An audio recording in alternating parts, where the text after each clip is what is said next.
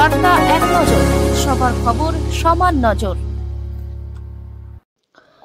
আচার্য প্রফুল্লচন্দ্র রায় বিজ্ঞানী অভিজ্ঞ অনুষ্ঠিত দার্জিলিং জেলা অন্তত 30টি স্কুলে বিজ্ঞান অভিজ্ঞা অনুষ্ঠিত হয়।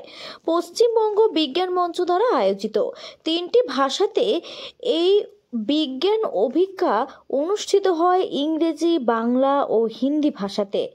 বিজ্ঞান অভিজ্ঞায় ছিল মোট 50টি বিজ্ঞান ভিত্তিক প্রশ্ন।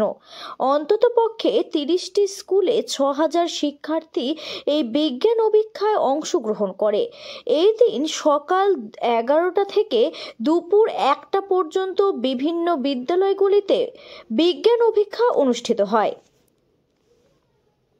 বিজ্ঞানের প্রতি তাদের আগ্রহ, যুক্তিবাদের প্রতি আগ্রহ, বিজ্ঞান মনস্ক হয়ে উঠুক ছাত্রছাত্রী, এবং এই 6000 বাড়িতে এই মেসেজ পৌঁছে যাক, এটা আমরা চাইছি।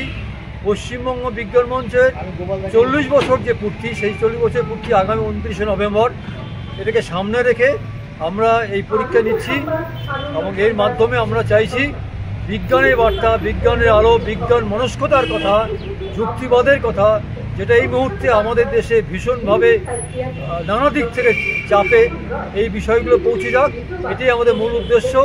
আগামী দিনে এর ভেতর দিয়ে এই যে ছাত্রছাত্রী যারা পরীক্ষা দিচ্ছে, আমরা আশা করছি এরা আমাদের বিজ্ঞান আন্দোলন বা বিজ্ঞান চেতনা প্রসারের যে কাজ, সেই চেতনা প্রসারের কাজে এই ছাত্রছাত্রীরাও যুক্ত হবে আগামী দিনে, এই আশা আমরা রাখছি।